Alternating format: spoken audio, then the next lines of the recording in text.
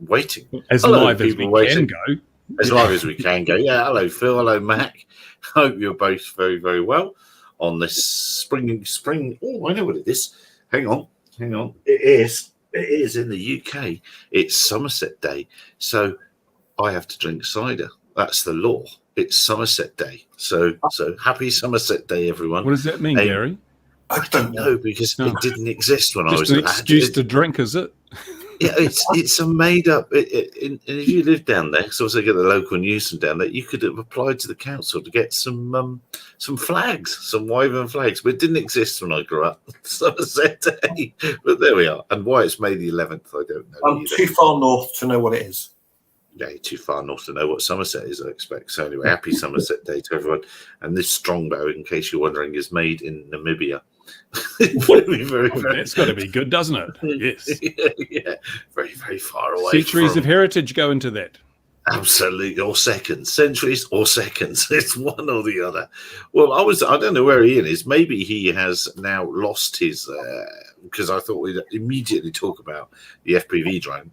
Well, the COVID vaccination got him, That did him in. I think it did. Yeah. I think it has done him in. He's put some videos earlier in the week there, so I thought he would have been here. Maybe he's actually doing a video, because I see that someone has just enabled video out on the DJI goggles. They've basically done a hack, which means you can get the video out of the goggles through the USB port and put it on your computer, which DJI were never planning to do by the look of it. And a lot of people bought the version 2 goggles thinking it's going to have video out, only to find it only has video out with the drone, not with the air units. But now someone's done it with the air units, so you can get video out of your FPV goggles to put on a computer or stream or whatever you want to do with it. It's brilliant. Well, surely if someone's discovered that, then that must have been a feature that was coming. Well, I don't know, because DJI didn't release it, and they made noise like, it's going to be in version 2. So people upgraded from 1 to 2, expecting it, and they didn't get it. But you can actually do it on version 1 as well. So all those people that wasted their money just buying new goggles because they wanted the video. I get it now. I understand. Not good. However, they can stop all that from working with their FPV drone from DJI. They just corrupt the database. That works fine. Yeah, well, that's the drone you do not own. The drone you only rent from DJI under terms and conditions that say we can stop you flying whenever we want to, or whenever we just make a stuff up. Yeah, well, that's what I was hoping Ian was going to come and tell us about, because I did watch his video about that earlier, and I pretended whilst watching it, sat down here to pay attention. I'm going to open this side because it is Somerset Day for another hour, 58 minutes. What was I going to say? Yeah, so it's affected some and not others, and I wonder how many people that it's their first DJI drone are suddenly very shocked. Or do you think nobody has this as their first DJI drone? I don't think anyone got it as a first drone, but the thing is, it's the rule is if it works, don't fix it. So when it comes and says you need to update, ignore that. Don't update unless you really, really need a change. And that's always been my philosophy, which is why my Tyrannus still runs software from 2013. But it's so many people I've seen get ankle tapped because they think, I must have the latest and greatest, and it removes a feature, it's got a bug in it or something, and then they're left high and dry.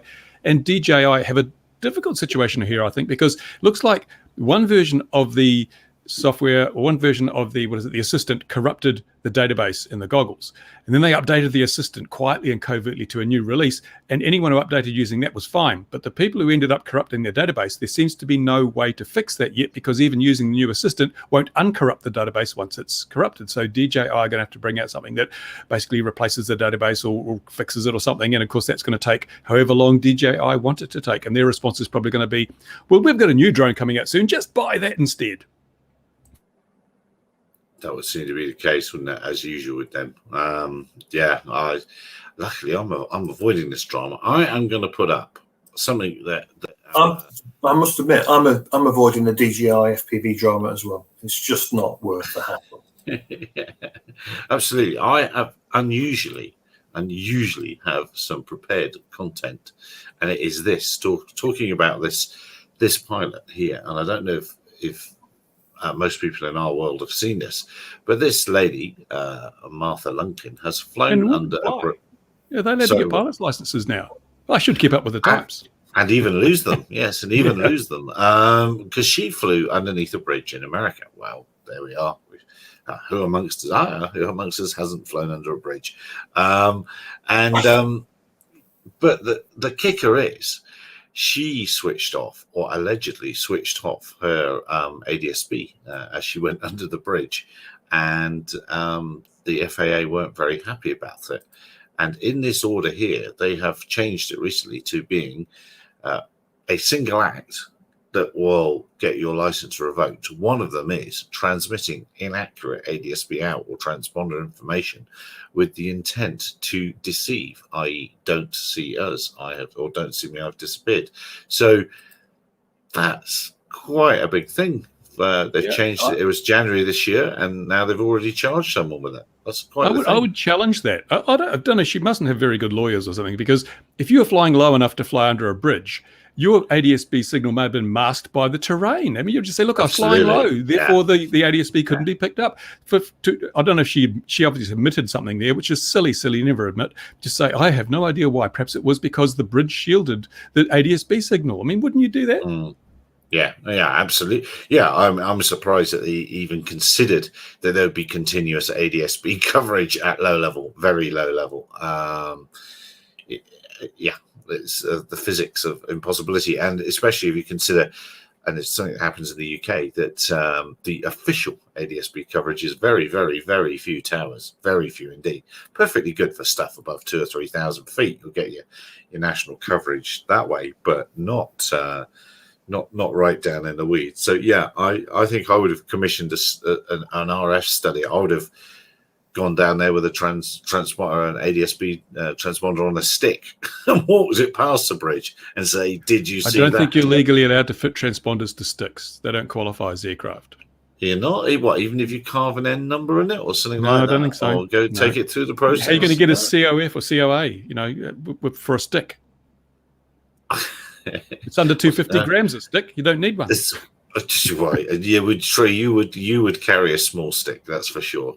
Unless carry a small stick. Exactly, as MacVision says, unless it had an ADSB receiver on the bridge. Yeah, and then that would do it. How widely distributed is the network of ADSB receivers in the USA? It's not their government one, is it? No, it's not. No, it's not. And that's where all around the world the Raspberry Pi generation have really caused a kerfuffle. Look out, he's here now. All right, okay, we can go live. I'm going now. Get ready. We'll get ready. We'll go live now. We've been waiting for him, so you know. I lost track of time. I looked across. Well, it's 10 o'clock. Oh, I've had a notification on my phone. Well, happy Somerset Day. Why is nobody knowing this is a thing? Because we don't come from Somerset, eh? Yeah, we're all north. No, I'm probably doing the most promotion of it out there at the moment. They're really nice flags. I'm bitter that I didn't get a flag. They wouldn't send them overseas. Let's start a drinking game, shall we? Gary's got the can in his hand. Let's get him totally K-lied by the end of the program. I've only got the one. I can see, Gary, you've received your merch drop. I did receive my merch drop, but can you see my secret signal? Yes. You got yours as well, then? Yes. Bruce is out the loop on this one. I'm not special. In many, many ways, you're not. Yes, that is a. Where is it? Over there. That's a Cube Pilot Frisbee. Philip threw it to him all the way from Australia. Yeah, and do you know what? I chuck it and it doesn't come back. It says it's from Australia. It doesn't work. Yeah, you think they would have done you a boomerang version, wouldn't you? Because Australia. Isn't it a boomerang? I thought that's what it was. I thought it was a special shaped one. If you throw them properly, they do come back, though. Those frisbees. It was one of the tricks when I was young with frisbees, make it come back. A little bit of wind, throw it at a high angle, goes up, comes straight down, catch it again. It's brilliant. I mean, it was great in the 60s. Ian, we have just briefly touched on the FPV drone. I don't know if you want, the FPV firmware issue. It's a little mess, but it doesn't seem as widespread as other issues in the past, to be fair. But it is affecting more than one model as well. It's actually affecting the Mavic Air 2 as well. So it's the FlySafe database update period, which is interesting. Now, no one really knows what's gone on. What it looks like is they've changed the format or something and spat it into the drones, and it's gone, I'm not happy and we can't fly. And the system is very simple. If it can't read the database, it won't let you fly. Because from a safety point of view, in DJI's world, if it doesn't know where it is, or if it isn't able to verify you're allowed to fly, depending on who actually owns the drone, because I did hear Bruce's comment because I hit play on it, and that's another point to argue. But it doesn't work. And what seems to have happened is about the 7th, people were prompted to update the FlySafe database on both Assistant 2 and the Fly app. And if they did that before doing the update in the new Assistant, which, as Bruce said, they quietly pushed out the door, it seems to have corrupted the database. Now, I've heard there'll be an update this week to fix it. So people who are grounded, hopefully they'll have a fix shortly. I did mine yesterday. The second I saw it, I thought, let's go for the brick and see what happens. And mine went through fine. It's gone through fine, but that was on that new Assistant. It wasn't on the old one. So yeah, they messed up. Imagine if you were reliant on these drones for your living, if it was you're a commercial operator and you're using these drones and you've got scheduled appointments and operations and it's grounded because DJI stuffed up. How happy would you feel about that? And could you get some compensation? To be fair, it's the first time I can remember they've grounded accidentally. I'm just trying to think of the many, many, many hundreds of issues that they have introduced with firmware. Off the top of my head, usually they like to fall out the sky, not get there in the first place. But I'm just trying to think. The last time I can recall them doing something not silly, they did introduce an update that prevented flight on the Spark, but basically that meant your battery was knackered. But people still didn't like it. Do you know what I mean? It was like, we're not happy with this. You're not going to fly because there's a risk. But yeah, it's not good. It shouldn't happen. Look, if it was happening to people, it's either they've corrupted the database, they've probably done something like expanded the size of the database, and the old software doesn't know where the ends of the database are in the memory locations of the ROM, and it's just gone, I don't know what I'm doing. It's probably something very silly, but it shouldn't happen. There's no excuse for it in this day and age.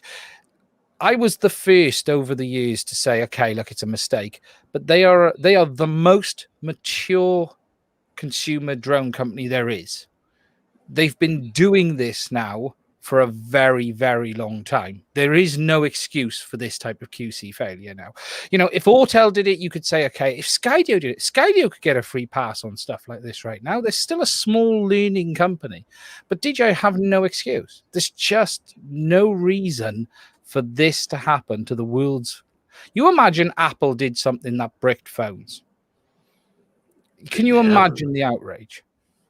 Well, I say serve them right, but but there's that. The other thing that Bruce knew about and Wolf obviously knows about is the video out on goggles. Yeah, that's an interesting one. I've been on that group a little bit. It's always been there because you could get video out to the smart controller, the £600 HDMI port accessory. But no one really was able to make it work before, and no one could really figure out how the video stream was being transferred, because it was being transferred. It was there. It had to be there because it was being passed over USB, and it looks like these guys have figured out how to do it, which is nice. It's a real nice little feature. It looks like there's going to be an Android app coming very shortly from them. It is the same guys that released the free FCC hack for the FPV drone. This does look to be all of their own work. It's looking good. It's going to make a lot of people happy. There are a lot of question marks. How is it going to run? Okay, it's going to be heavily device dependent. It's processing the video on board. So for people who really want live out via HDMI, you could sling a PC with you and it's going to be perfect. You'll even be able to run it on a Raspberry Pi 4. There'll be no issues doing that. I think it's just going to be interesting to see what the latency and performance is like. Well, latency is not important if you're just streaming it out for something else, because you're going to be using the goggles. So it doesn't matter. It could have seconds of latency and no one would care. Yeah, some people have tried it on older devices. I was reading on some people's PCs and it was really slow. I haven't done it yet. I'm going to actually do it now in a minute. They're using FFmpeg, which is software decoding for the H.264 stream. So I suspect that if you've got something with hardware and they're like a Raspberry Pi, which has got built-in hardware decoding, it's going to be a breeze. It'll fly, won't it? Yeah, it's going to fly on that. And the Raspberry Pi 4, Raspberry Pi 4 is what, £25 or $25. You'll be able to put one in a little box. It's got HDMI output. You'll be able to slam the file on the USB card, the memory card, take it with you, plug it into a battery, and you're done. I could never understand why they never released that. That would have been one of the biggest selling accessories for... Because they wanted to sell version 2 goggles, and they put out or you get version 2, you get video out. That was sort of like the pitch, wasn't it? Video out on the version 2s, and then they're all disappointed when it didn't work, except with the drone. So... I could say a lot on that because I got to be a bit careful on that one. There was a lot said or a lot hinted on that one to the guys who tested it. And it wasn't their fault. There was a few very prominent channels that said it's coming because they were told it was coming. And I've been in the position they have been. And the problem is you just cannot believe them when they tell you that. This is the problem. But the other issue you got is when it actually works in the trial and the early days, and you go, oh, this works. And then it suddenly doesn't. They do some very strange. So no, it's good, and I don't see them shutting this down. The effort involved in closing this down is going to outweigh the benefit. They're not exactly selling smart controllers by the pallet to users. So why even put the effort in to close it down? Now, the other interesting story I thought today that you boys will know more about than I will is Sony expanding the functionality of camera remote SDK and increases range of compatible models. This is a bit of a thing for us, isn't it? And amazingly, the nice Sony people gave this press release to us first. I don't know why. They said we're launching this a few hours. We thought SUS News would like it first. So thanks, Sony. Thanks, Sony UK. So is this important or is this just meh? I think Sony if they keep doing stuff like this, what they're doing is giving you foundations. And upon those foundations, you can then suddenly build some very, very nice aircraft. And, the biggest issue has been camera compatibility with standalone gimbals. That's been the number one the number one wall between people building quality product. But if you've now got Sony working with Gremsy, who are integrating SDKs with PX4, with ArduPilot, suddenly you can have it doesn't have to have everything the Inspire 2 can do, for instance, from a camera control point of view. But as long as you can change modes, control the focus, and get the damn thing to start and stop recording, that's all you really need to be able to do. And that's it. And that will be such a nice change because, Sony A6000, people put these for mapping and stuff. It's just can be so painful setting them up, can't it, to do that? Even a basic task like that, yeah, it can be so painful. Yeah, if they lay the foundation out there for us, people, because we all know if you've got a choice between a Sony and, I don't know, you name another make, which one will you go for typically? Which one's the one that gets your attention? It's always going to be the Sony, isn't it, to the degree? And it's going to give them a big leg up over the other camera manufacturers because, there is no, all of the gimbal, I've done a lot with handheld gimbals, and all of the problems the gimbal manufacturers face, including DJI, is having to hack their way into supporting cameras. Yeah. There is no standard in the camera industry. They could all adapt CAN bus tomorrow and give a standard, but none of them have. And what Sony have decided to do is go, well, we're going to create a standard ourselves. And if they continue, they will become the de facto standard, because Bruce has said it before. When you become the largest, you become the de facto. And Sony will benefit greatly, frankly, from this. And Wolf's just mentioned GoPro in the comments. Well, they really did the dirty on the 3DR and the ArduPilot project back in the day. I'm not quite sure if they'll ever play, but they're funny devils. But a GoPro is not even in the same league, is it? True. Really? Yeah. There's also that. Yeah. And it was always annoying. So you get your free fly Ultra-8, you get your Movi gimbal, and then you have to integrate that camera. Oh, the pain it can be. Because like you're going to say, you can't get all the settings. You know, you want to be able to change your ISO, your aperture, and all the rest of it, and you're trying to do it. Well, you've got to do it here, because when it's up there, the best you can do is hit record. Yeah. Okay, Wolf. I get it. It was a joke. Yeah. Yeah. It's very interesting. It'll be. Are they actually going to bring it? Now, what's he going to break? Should we lay down a bet now? What's he going to smoke or break? He's going to talk into his microphone on mute as normal. Yeah. If this video out actually works. Oh, you're going to do it live on air? Live testing. Live on air. That's fantastic. Mm-hmm. Well, if you're going to do, I can play that game as well. I'll get ready in a minute, and I'll do a thing as well. I'm not going to play that game. You're not going to play that game. Bush, you're going to play that game. You're going to It break means some I win live on air. again. I win again. You win again. So what else have we seen? Those are the things that sort of really. Well, Bruce had something interesting on Twitter that I've just seen. Did he? Yeah. What's Twitter? What's Who's Twitter? Bruce? XJet, I believe, otherwise known as. All right, tell us. He's having to look it up now. That's that old He's having grumpy to look guy, it- and all he does is whinge Yeah. on YouTube. Whinge, No, he actually posted something rather interesting, because some country is going to spend over 30 million on building a drone UTM of sorts and detection. Does that help you, Bruce? Is your memory working? Yeah. No, well, Australia's spending $30 million on drone rules and drone detection. And overall, they're building a big UTM system like no one's ever thought of this before. Let's reinvent the wheel, shall we? Let's build our own UTM. Every government in the world seems to be focused on, we're going to beat everybody else. We're going to reinvent the wheel. We're going to waste all this money on stuff that already exists. And we should have Richard here.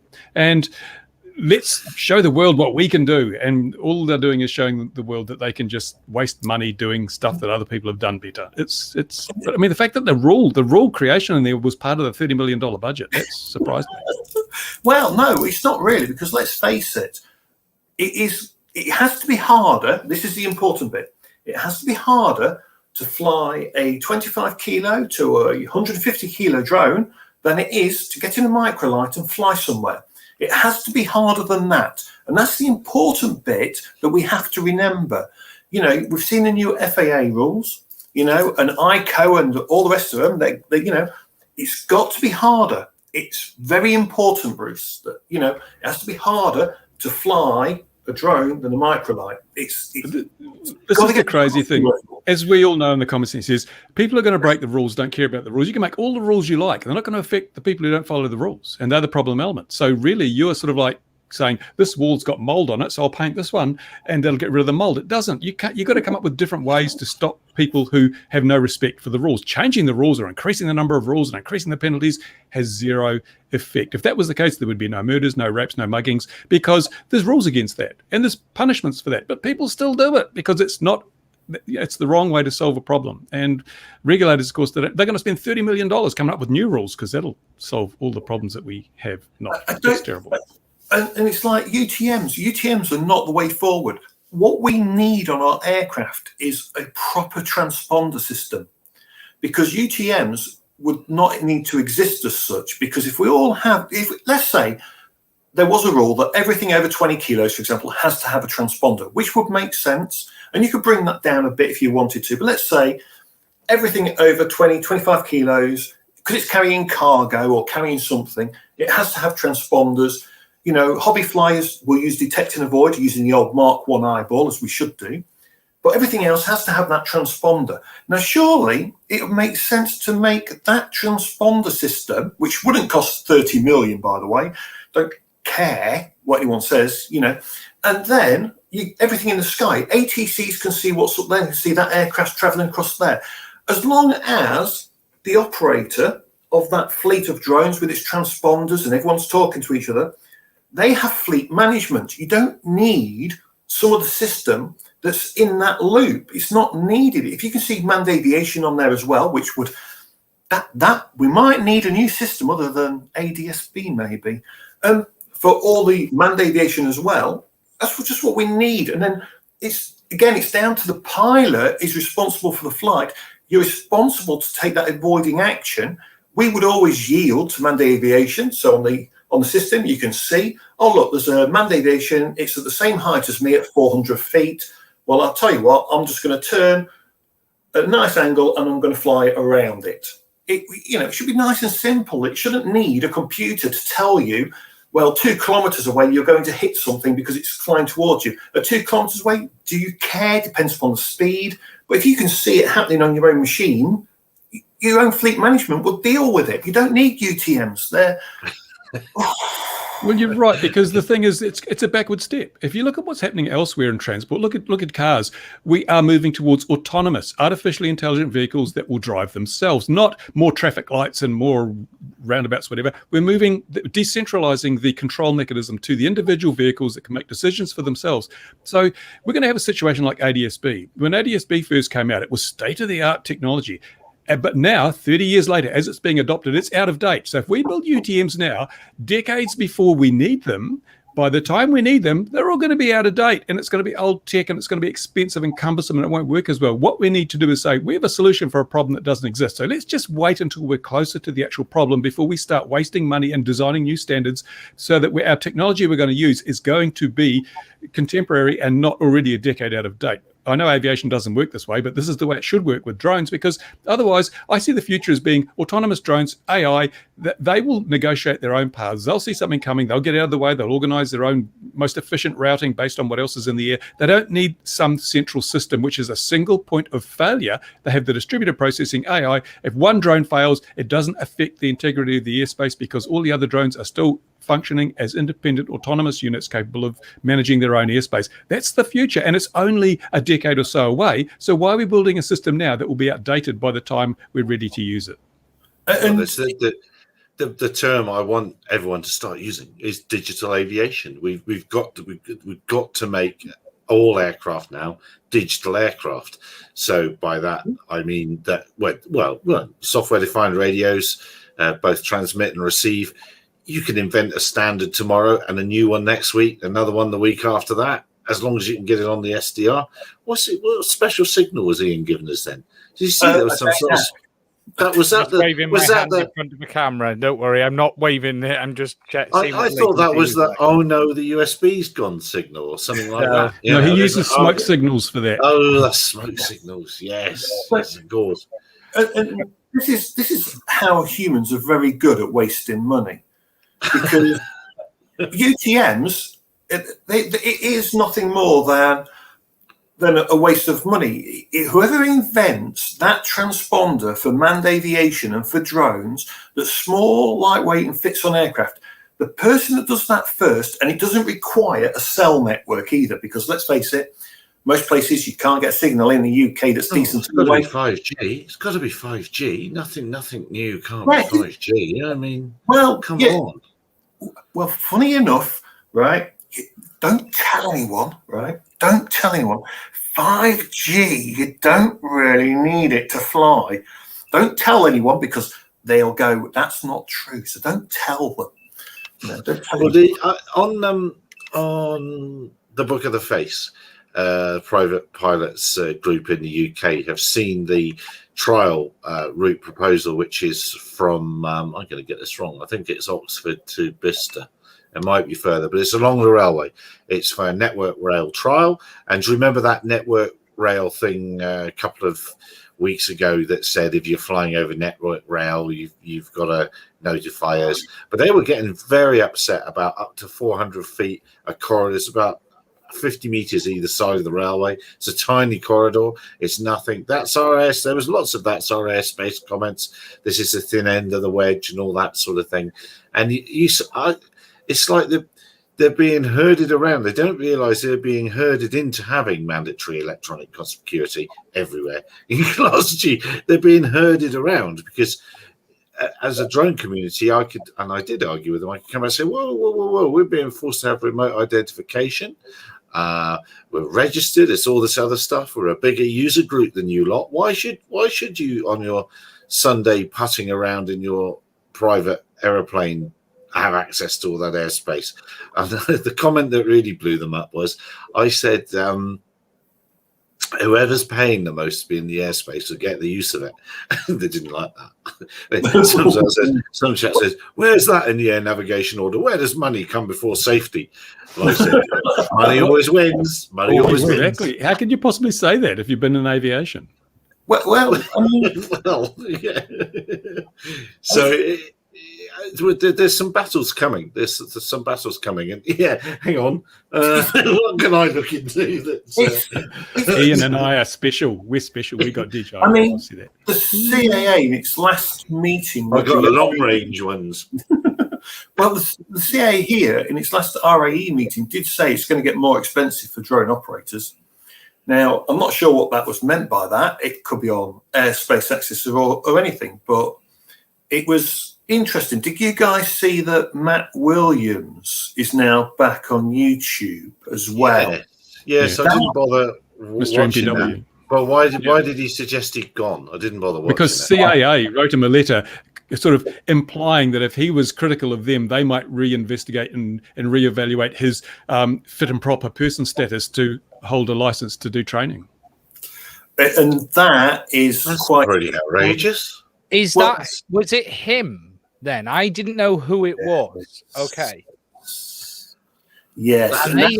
That's Now, shit. bearing in mind, right, from what I understand from Matt's video is he always talked to the CA that, he's always been very good. He's always, got queries. He's always gone to them.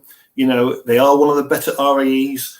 And, he comes from an aviation background and he's always gone to them and says, you could do this and do this to improve. And he had a really good relationship with them. But at some point, it went a little bit wry.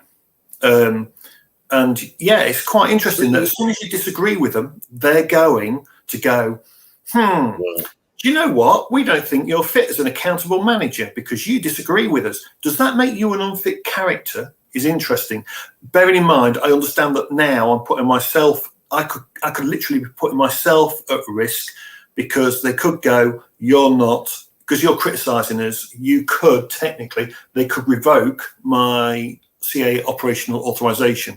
Because if I'm being critical at all and they see that as a threat, yeah, you could pass that on to your students. That bias and that prejudice could be passed on to your students, and therefore you're not fit and proper to be training anyone. Yeah, they could do that to you. It's quite, but that's not how it works. You know what I mean? When you're teaching people, the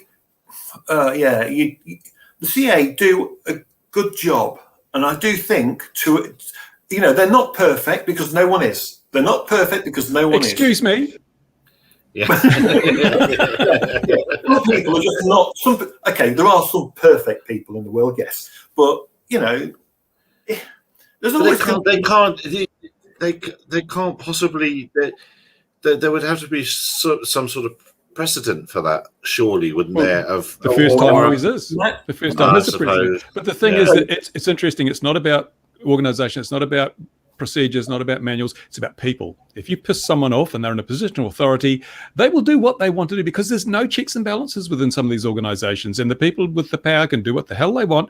Like in New Zealand, the civil aviation, they had to go through with a broom, sweep out all the bullying and all the corruption that took on place there because one or two guys were basically wielding their power and saying, don't you know who I am, and using that power over other people unreasonably. Complaints, of course, travel up the tree. When they get to that level, they just hidden. So there's no way easily to bring this stuff, highlight this stuff out in some organizations. And I can see it happening in every bureaucracy. This happens to a degree that some people in there shouldn't be their deadwood floats. And those people can cause so much trouble, regardless of the procedures and operational things in place. People are what drive the organization. You get good people in, great things happen. You get bad people in, bad things happen.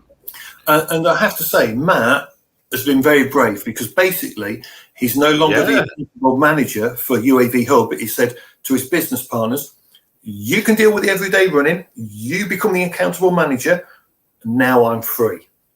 And now I can say what I want to say. And you've got to give the guy, time for that.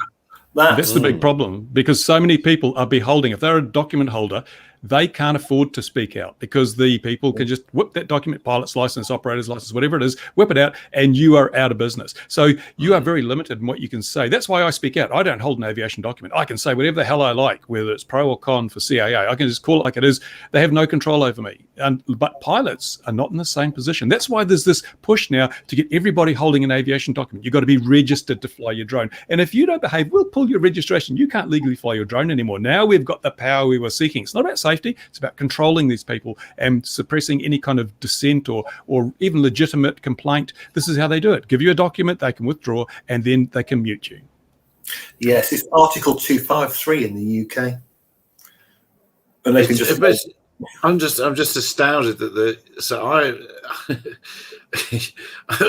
I've always been the bastion of law-abiding flight behaviours in the UK, and I've never ever had to talk to the CAA about anything I might have done.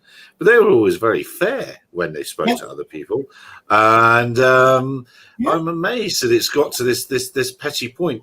And there's lots of the UAS unit seems to change figureheads quite frequently, and we've got the terrible Goodwood incident with that whatever it was called, that manned thing.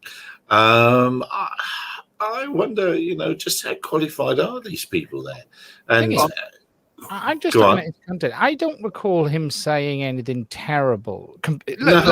Balancing it compared to what we've said in the past. But the thing is, no one's watching us. That's the difference. We're anonymous. The thing is, they did say to him, these are the timestamps on a video that we didn't like, and gone, in the letter to him, apparently. I need to watch his videos. So, I would hope this is someone overstepping their boundaries. One person, press officer, someone like that. However, the concern is, well, surely you could bring them to the obs. Is there an There's no ombudsman for that, is it? Who would you even complain to? Well, you can probably go to the highest person in the office area, but I think the UAS sector's now been merging because the CA's done some restructuring or something. So I think they're merging across the general aviation a bit. I think there's a bit of a restructure going on, but they've got a new guy in because they've also done the OSC price hike, where they've gone from £200 for your OSC renewal to 506, a 266% price increase for us. And I know someone that wrote to them and says, why is it up so much? And apparently they got this long letter of reasons, and then basically it boils down to because we can. No, in this climate, it's quite scary. There's even rumours they're going to get rid of the word unmanned because someone doesn't like the word man in manned. They assume it means a man, but it doesn't. That's got nothing to do with it. It's the word human. They took the words hate. They took letters HU off it, so it now says unmanned, and it means no staff or crew. That's all it means. It doesn't mean that it's a man or a woman. It doesn't. It doesn't have a sex to it. It doesn't have a sex to it. But that flag was flown 10, 15 years ago, and remote pilot came along really as the term to satisfy the USAF. Because they were very unhappy. We're still pilots, even though we're not sat in there. We're remote pilots. So remote pilot became a thing because of them. But they're just talking about the actual aircraft itself now. So the remote pilot bit. You can't call it a drone because that's a male B. Yeah, there you go. Or it was the U quite often used to be uninhabited, but that became unmanned UAV, but aerial. What are they going to do now with these urban mobilities? Because they are drones, but they are manned. They've got people in them. They're passenger craft, and that's not unmanned, is it? It's so no. It's a remotely piloted aircraft system still. RPAS seems to be the best acronym to use. It seems to tick all the boxes. Which is probably what we're going to go back to. Which is probably what we're going to go back to. So everyone's ops manual got changed to unmanned aircraft, Now they've kicked off because it's got the word man, because of course that's sexist. We're now going to have to go back to remotely piloted aircraft system. Because, of course, there's nothing else more pressing for our time and efforts to keep the airspace safe than to get it gender neutral. There's not like there's people dying every day in aviation accidents, is it? No. Well, you had another one in the UK this last weekend. A stump down out of that little airfield in Kent went nose straight in doing aeros, part of a 4-ship. So there's another fatality here. Here we had another 2 or 3 fatalities. And again, I pointed that out to the people in this group that were making a lot of noise while showing me the bodies from this trade. It doesn't make sense. I think we're not far off a time when a new term will be invented, a new weight category that will all go up to, and it'll sidle off out of the remit of aviation authorities. It will get pulled in by departments of transport because they're seeing benefits and things, and they're going to say, "Hang on, manned aviation, you're slowing all this down. I tell you what, you lot get above 2,000 feet. # no GA below 2K, and we'll crack on with the rest of this." Have you noticed that all crashes eventually end up below 200, at ground level? Below level, do they? Below level, yeah. Under 400 feet, you end up crashing below 400 feet, no Dangerous. matter how high you start. Yeah, yeah. Well, there's got to be some big changes in the way that the industry is thought about. That's got to be a big picture thing. And they've got to also produce this differentiation between people playing with harmless toys in their backyard or in a park somewhere and 100-kilogram transport drones and so forth. The risk profile is so different. I can't see how they have this sort of one size fits all. And even the risk profile, don't waste your time dealing with things that have a proven record of low or zero risk. That's a waste of resources, waste of time, and it takes the focus off the real risk activities, which we should be focused on. Commercial, if you're going to carry stuff around, even pizzas, then have a whole different rule set for them. But if you're flying a foam model in a park, forget about it.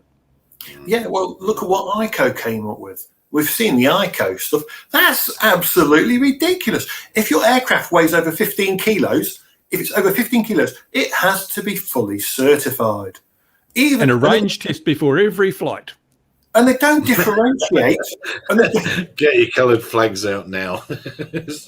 No, and they don't differentiate if it's a model plane or, like you say, or it's doing a commercial pizza delivery. There's no differentiate. It doesn't matter. It's got to be certified. It's like, oh, come on, ICO. Please, where's your common sense gone? You're making it more complicated to fly a drone. Common sense? That's not a word in the aviation dictionary. Or in the regulators dictionary anyway. It's been struck out several times. Elliot's got some...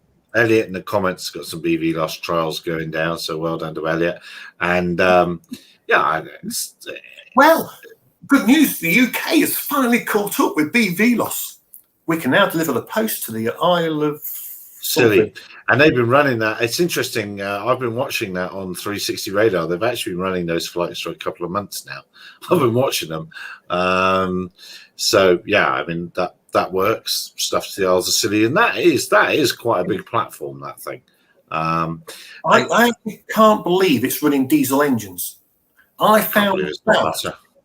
You look at those engines, and you look at I know.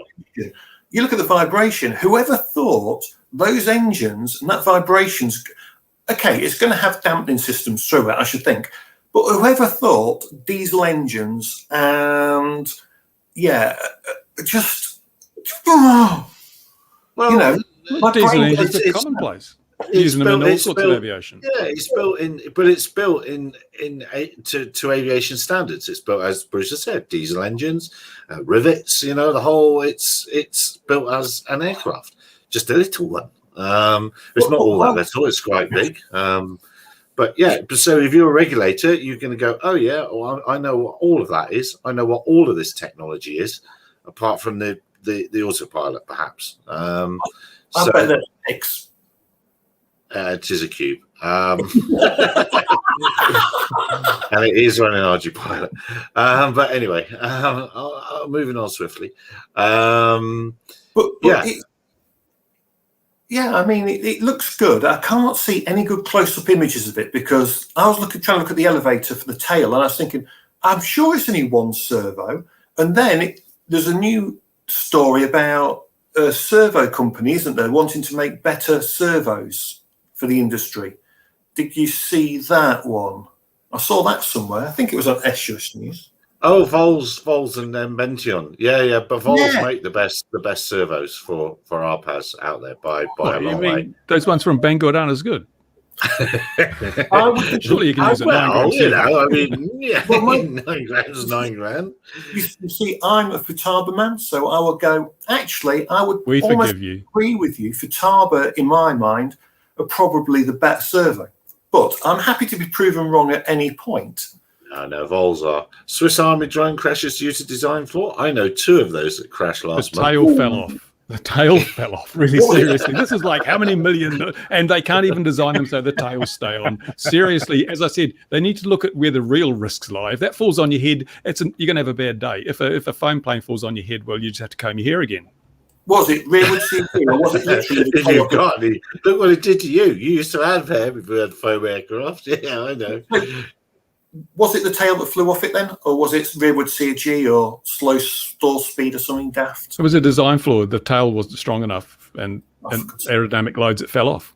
And luckily, no one's listening. I know that 2 of those went down in Uganda last month as well. So they are and the brand new ones out of the box.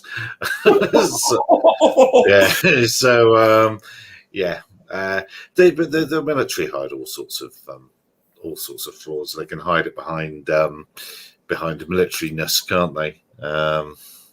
What's supposed to behind Mark's head? I'll tell you what it is. It's like this mouse mat. That's what it is. It's like this. There's the mouse mat of it. That's the it's a Q-Pilot ecosystem. So it's the various carrier boards. He's also got the puzzle, but he hasn't got the frisbee. Yeah, I have the.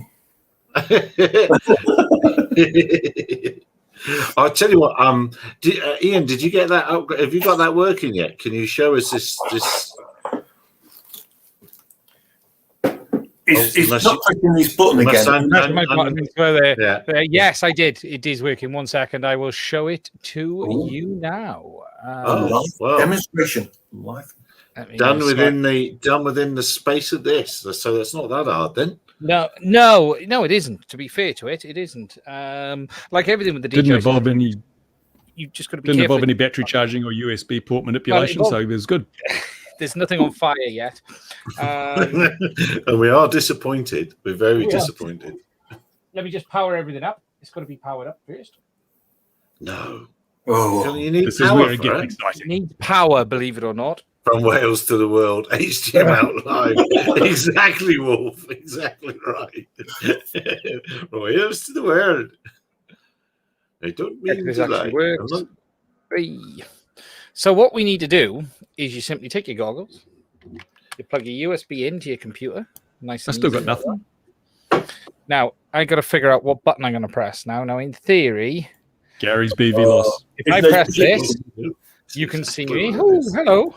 Exactly. Look at that. No, VLOS.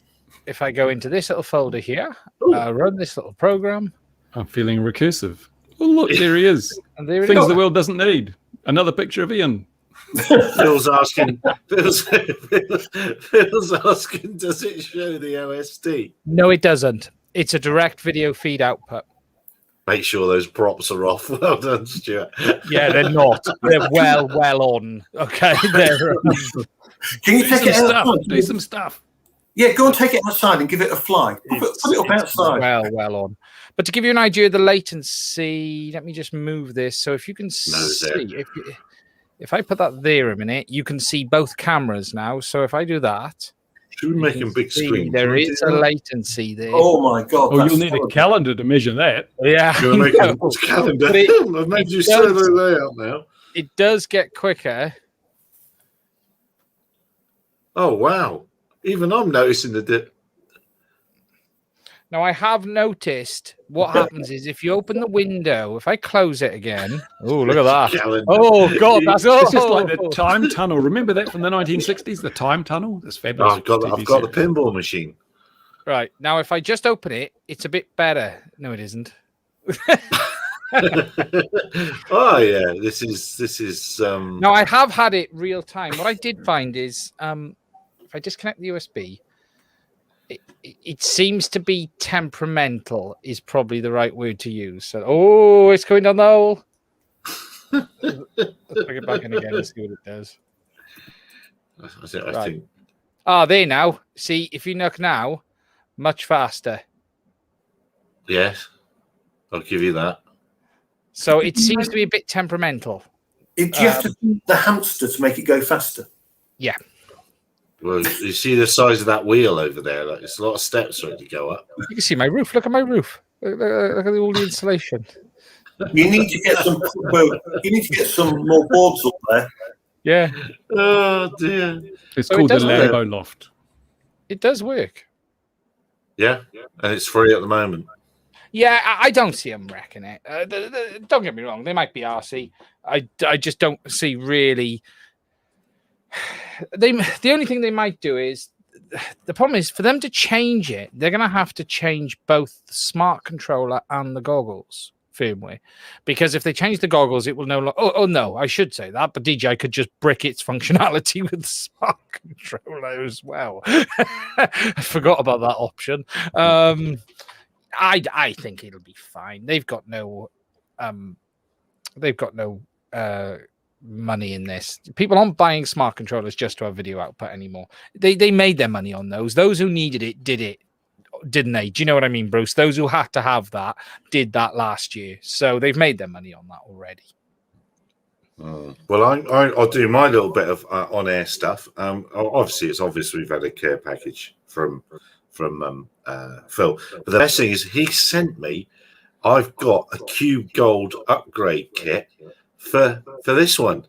So this is I've got the gold upgrade kit. Here it is here. So what I'll do is I'll take the sticker off here, and then I'll hang on. I might have got them. Have I got It's them? upgraded. It's upgraded. I've missed that. Hey there. If I haven't got gold stickers, Philip, right, let me just be clear now. If I haven't got gold stickers, I won't be happy. Let's look. I ain't seeing gold stickers, Gary. Because I've got them all.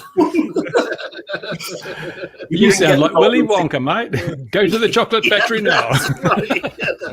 Oh, bugger, I just wasted one on this. You can have your t-shirts and your merch back. I want gold stickers. Thank you, Philip. We do appreciate it. Yes, we do. He doesn't sponsor anything. He doesn't sponsor it. We're not sponsored by Philip, but no, but it works, doesn't it? but there is a poster there. There's a poster there. There's stickers here. I have to say thank you to Ben at 3DXR for my poster. So that came from Don't thank Ben. and my T-shirt. Don't thank Ben. Ben, he's a lovely guy. I have to say, I damn had- you all. Shills. Well, I had to get And my chair is sponsored by. I had to go to Ben to get my hair link updated. So while I was there, and Ben gave me 4 hours of his time, he gave me the poster and the T-shirt, and there's a pen somewhere, but I don't know what I've done with that. Yeah. And my puzzle. No, And my puzzle. no, I can't. What do I want to say? I don't know. I have a used tissue. That's all I can contribute. And I had to buy it myself. No. Just some interesting things. I have seen this. So, did you guys notice that people are starting to get their hands on the X2s now? The first shipments of the Skydio X2 have landed in the US. People's first ones were seen in their hands. I assumed this thing was shipping, but no, it hasn't. And the first models landed in some operators' hands last week. So it's going to be interesting to see how that gets on. Autel have done something really weird and released a smart controller for a 2-year-old drone. And they've moved their prices up and down a great deal. And they've been moving the prices around, as well. That's got everyone guessing. A lot of people saying they're going to be bringing out a new drone. That's why their controllers coming out. That's why the prices went down. There's got to be something new coming. But they're keeping it very quiet if it is. Yeah. I did see the Skydio had arrived in Northern Ireland. There's Yeah. a couple Officially. of them. Not Well, officially. not Not officially, No. but yeah, there's a couple that have found their way across the pond. Yeah. Well, they will in luggage, but they're never going to beat ITAR. It's the elephant in the room that is never spoken of. Never spoken of. Wow. Yeah. It's about the things I've seen this week. It's just some weird stuff. Overall, it's been a very quiet week in the drone industry. We're in a bit of a drop back now. Well, there's several press releases coming out later this week, and today's been a very, very busy day. But what I find interesting is last week was the big AUVSI show. Okay, it was online, but that's traditionally when a heap of stuff came out, and Blow All came out for that. Blow All. Skydio have announced that they're having another webinar that's come out today after that show. This, that, the other, all sorts of things that come out after the AUVSI show. So I'm hoping it shows that people have grown up a little bit, and we're not all if I was thinking about it, you've got people that have been flying for more than 10 years commercially now in various parts of the world, and they know the stuff, they know the gear they want to buy, they can see straight through any marketing BS, and they just want stuff that works, and they'll ask the right questions. And those sort of shows and big organizations and glossy press releases just don't cut the mustard anymore. That's my thought on that. Yeah, it's interesting. There's a lot of interesting stuff bubbling. Like the Sony is a big one. The Sony, it's not this year, but you can see a path with them. I think the industry has grown up, and it's going to be interesting to see how the others react, especially DJI in both the commercial and the consumer sector, because they are losing ground, and they're losing ground on all fronts, in all corners, in all markets. It's happening everywhere. So look, they're a powerhouse. They are still the gorilla in the room. They can walk in and just drop 5 products tomorrow, and everyone will be going, "Oh my God, they're the best thing since sliced bread." But for the first time, there are realistic products for a long time since the Solo. I think, and the Solo was realistic, but in some ways it wasn't. It wasn't ready. It didn't land like the P3. The P3 worked. The Solo didn't have a gimbal. You can never get away from that fact. That was a fact of the system at the time, and you can't sell a product based on that. But I think it's going to be an interesting 3 or 4 years. I think it's going to be really interesting 3 or 4 years. Is DJI not the Casey Neistat of the technology world? I.e., if you asked a 12-year-old now who's Casey Neistat, they'll say who's that. It was a couple of years ago.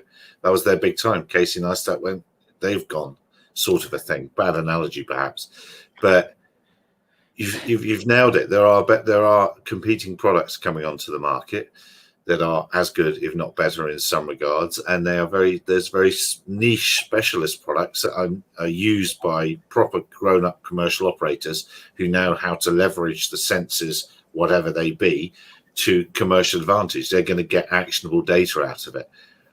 There's only so many happy snap flying cameras you can fly or sell. The kicker is until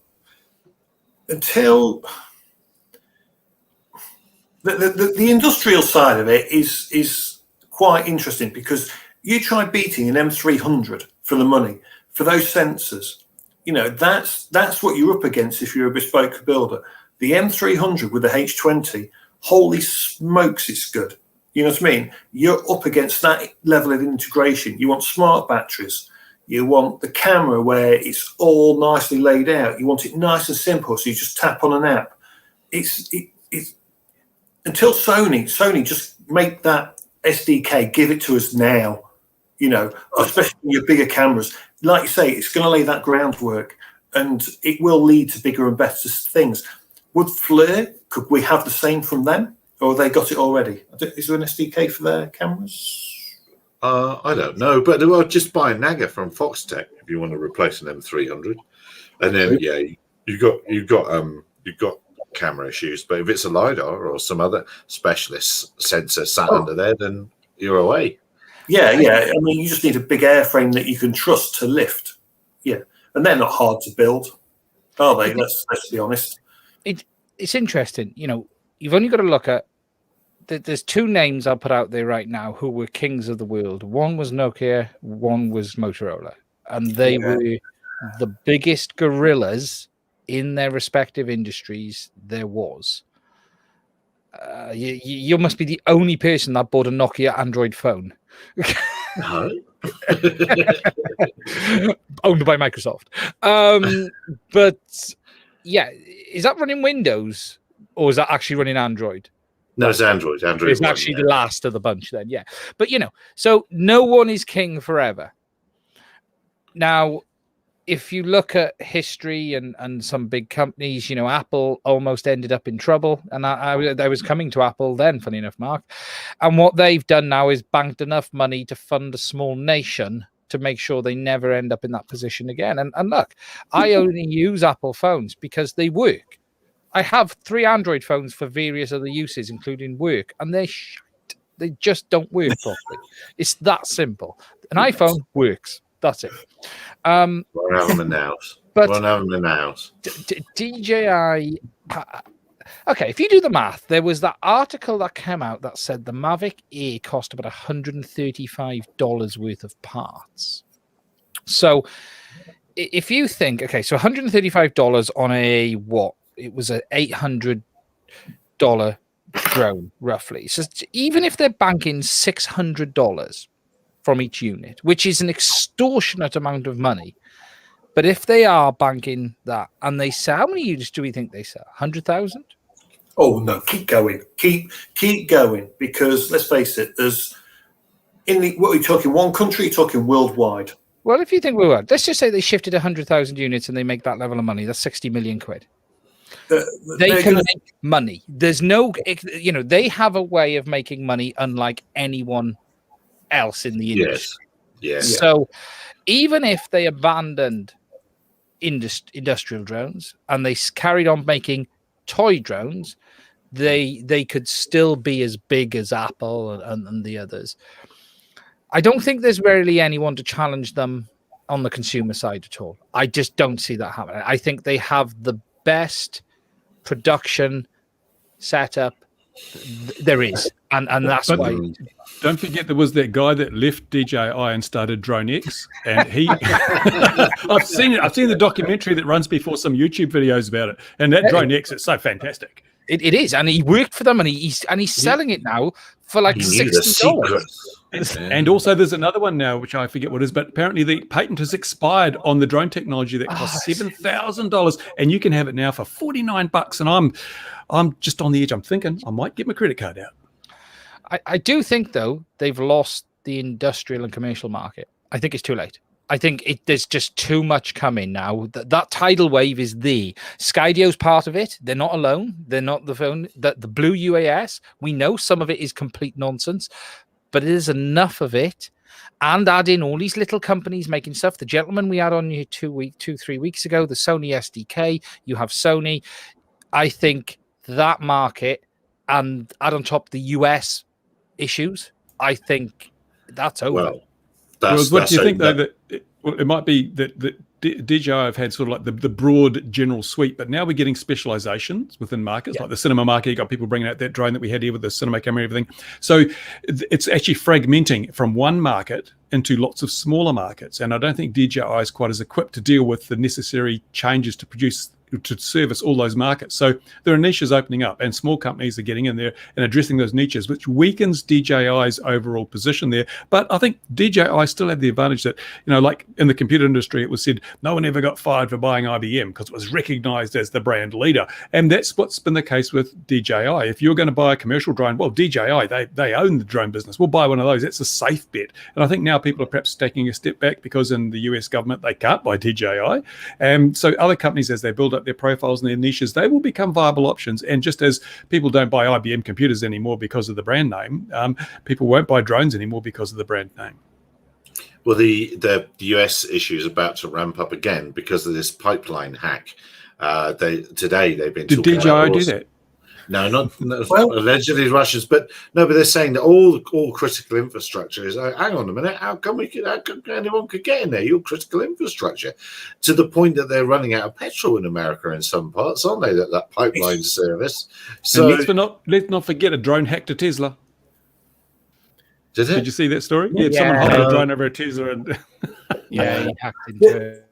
They're already, they're sending tankers out of that petroleum plant, well, pumping place, aren't they? They're now using tankers to ship across America, but it won't be enough. I can't understand why on earth you would put strategic assets on a public network. Seriously, what are you thinking? Why doesn't the US build it? Well, it's got a military network. DARPA was basically behind the creation of the internet and everything. Why don't they just have a military or an infrastructure network which is completely not connected to the internet? Then all these problems go away. But why are they trying to piggyback on something that is one of the least secure networks in the world? It's stupid. It's ridiculous. Well, most places do. You have an internal net. Look, we have a number of large oil refineries where I live, and they have an internal process control network. That doesn't go near anything that could thing. But they do say the biggest problem is the crossover, isn't it? It's the person that walks in with their company laptop and has to plug into both networks. That's where your procedures come in. You don't allow people, there's no USB ports on any of your computers, and there's no way to connect an external device to that computer. I know I've worked in places where you're not allowed to bring in any electronic device because it's a secure area and they don't want any risk. And that's the way you do it. It's down to setting up the right security protocols and procedures. And any company that's not doing that these days needs their backside booted.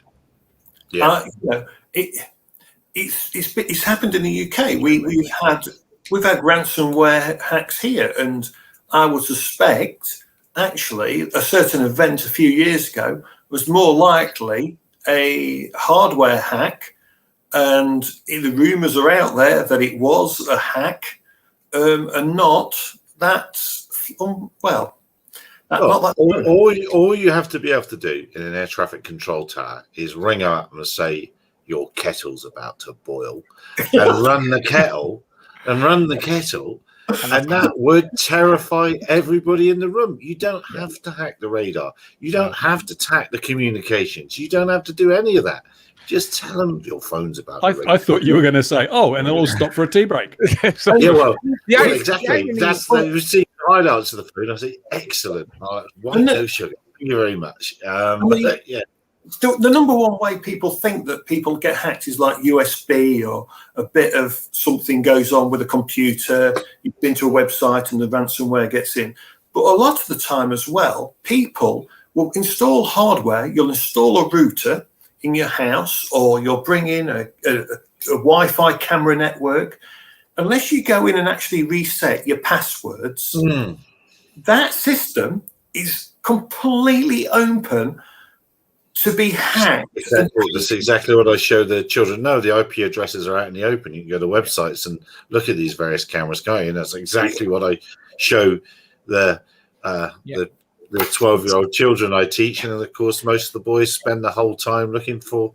Can we find saunas? Can we find swimming pools? Can we find, it's amazing how minds work. A lot of it's been driven by automation. Companies have wanted to save money. They wanted to take people out of the system, and then they bring in the automation, and the idea is remote access, and then that opens the doors. Fix it all. That's it. Patrick's got it. You've had a university, was it university? Someone got hacked last week because a researcher downloaded a hacked version of the software, which he didn't want to pay for. You've just had QNAPs, NASs have just been majorly compromised. I owned one of them.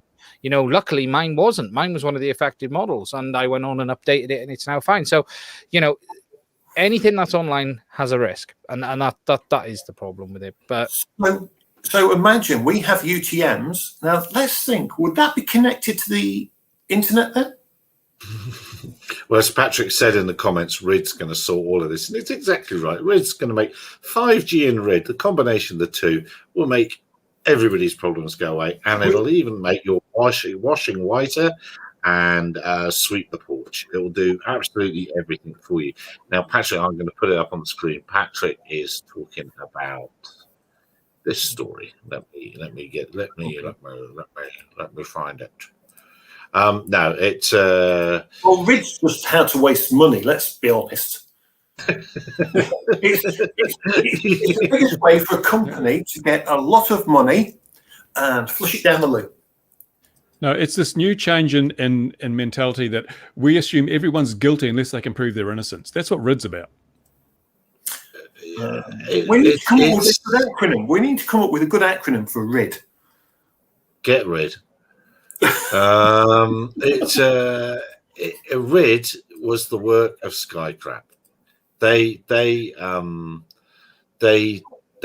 championed it. They've championed it for years, and they've always thought it'd be a good idea. And you've got to remember that now I'm forgetting, but that started off as it was the airspace thing, wasn't it? AirMap. It was by protect the airspace over your house. I can't remember what it was called, and then it morphed into AirMap. But they've been talking about RID for years. That brings us back to Iron Dome.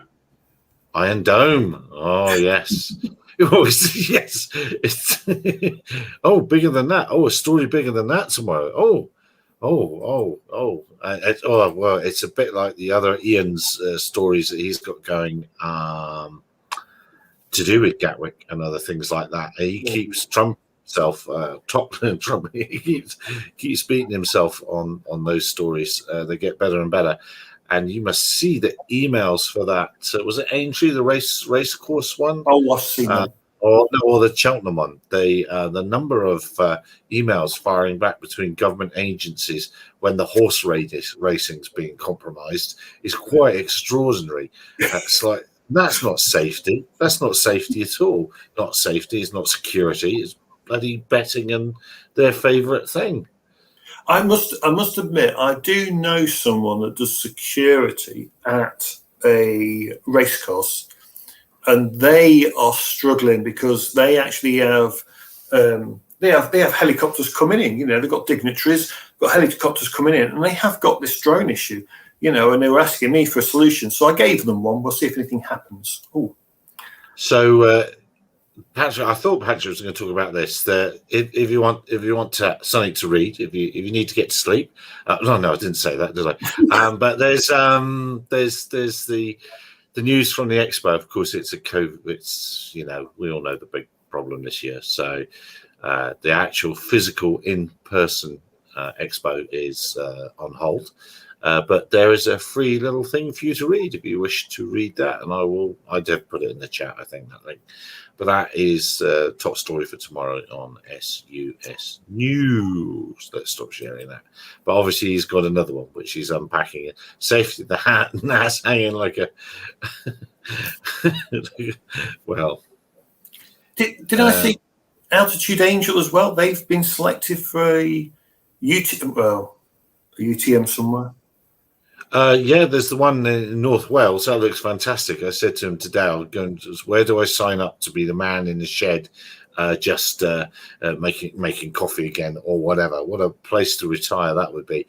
And they said, no, it's a remote tower. You could do it from there. I said, well, thanks for nothing. That's a rubbish answer, that is. And there's look, he's having a fit again. You caught my Parkinson's, boy.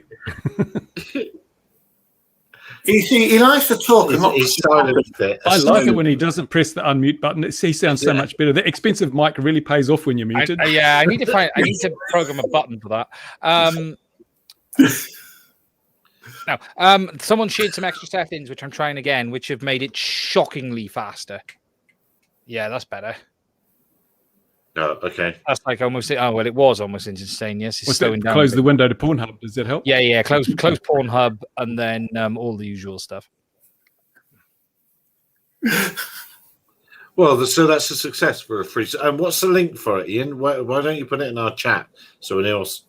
You'd have to make him an administrator. I'll put it in the link now. All right, put it in the private one, and I'll do it from there into the main one. Shame, man. Yeah, RID. Yeah. Well, let's see. Let's see if it really happens. It certainly won't make any difference to safety. Go on, Mark. So here's something I found rather amusing. I'm sorry, Richard, from Altitude Angel. I'm going to apologise straight away.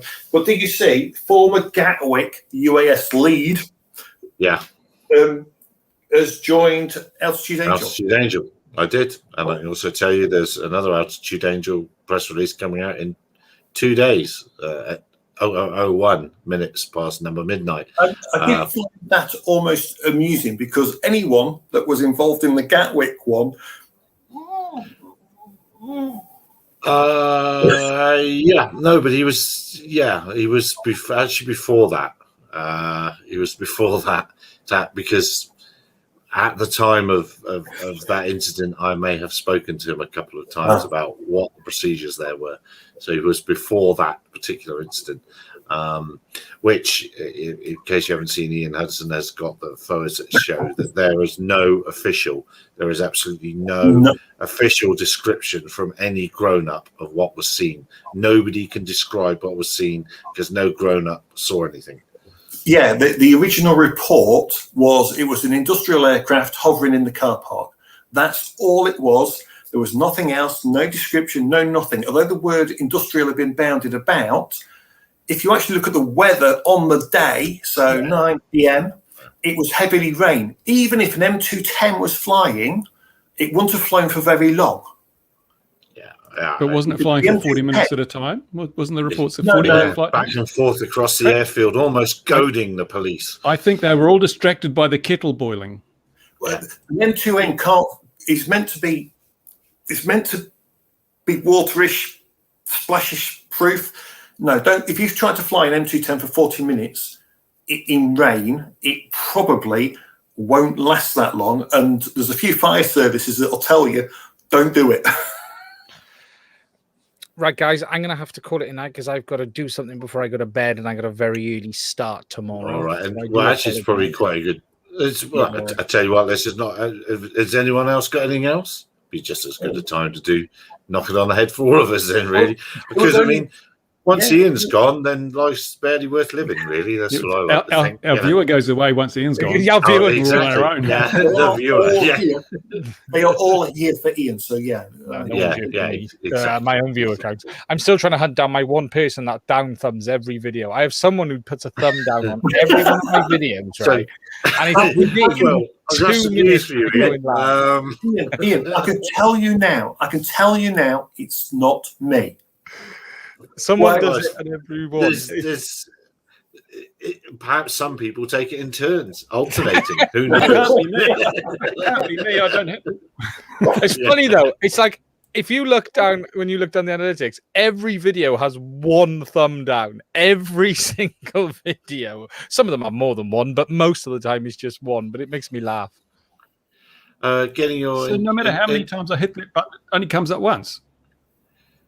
Have I tried? I've not tried a blue Skydio, no, because of course anyone outside of the USA won't be able to try. I can't get them. I'm sure they're very nice bits of kit. I'm not sure how many there are actually in the wild. Is the truth? Well, the one picture I saw, the guy had 2 delivered. No, the blue ones. The blue ones. The blue version. The blue list ones. Yeah. Yeah, I don't think... the X, do you mean the X2? The X2 is the blue one, isn't it? X2D, no, he had 2 of them delivered. The picture I had was 2 X2s delivered in a box, brand spanking new. In Ireland? No, US. That was. US. Yeah, they've just started getting a few of them out for commercial use. But most of them that are kicking about, I believe, are the program ones from the Blue US program, and the Army team or whatever had a big box of them. There's not. I don't think there's many in the world. No. Probably less than 100. Let's be honest. There's probably less than 100 of them out there. I think that was the sort of number that I was told was in the wild, was about that, and that's one of the ones used in the trials. There's probably more of the Parrot one, which I can't remember the name of. That's a USA, isn't it? Yeah, that's it. But there's different versions of that as well. And the one that's very like the blue one is available as a commercial unit already. Anyway, so that's that Justin, I'm afraid, is the best I can do, unless anyone has anything better to offer on those Skydios. Patrick might. He's in America. He might have seen one. Anyway, on that note, Ian's got to go. Any more for any more? Going once, going twice. Once, twice, 3 times a lady, as the song goes. Oh, no, Mark, is Mark waving goodbye, or is he? No, he is. Yeah, that's we're just having Just having one of Ian's fits. Yeah. Livia, wherever you are in the world, thank you very much for hanging out with us this evening. Wear a mask, wash your hands, stay away from other people, all those other things you say. Look after yourselves, and we'll see you again similar time next week. Don't forget, download the SUSB Expo 2021 document. It's on SAS News. You'll see that. And yeah, see you next week. Here's Ian's password. It's written on my hand. Yeah. Cheers, lads. Take care. Bye-bye, everyone. Bye. Yeah.